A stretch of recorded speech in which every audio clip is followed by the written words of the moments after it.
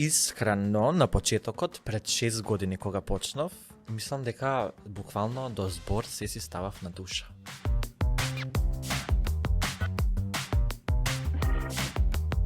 Што реално тоа ми беше непознато. Мислам, јас се случав како мал со доста булинг. Кога почнав на социјалните мрежи, кога почнаа и сите онлайн да ме хейтат, да ми пишуваат такви лоши коментари, јас си помислив дека светот е против мене.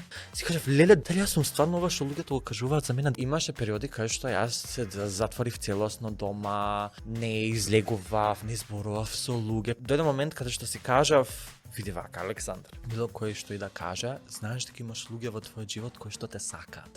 Имаш луѓе кои што те почитуваат. Дали онлайн, дали офлайн, тука се.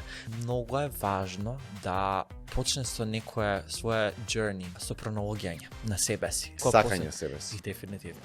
Кога почнав да правам работи кои што ме прават мене, тоа што сум јас, почнав толку многу љубов да си пружам кон себе, толку многу да се грижам за себе и за моето здравје, психичко, физичко, правев се што беше од мој бенефит за јас да бидам поздрава и подобра личност.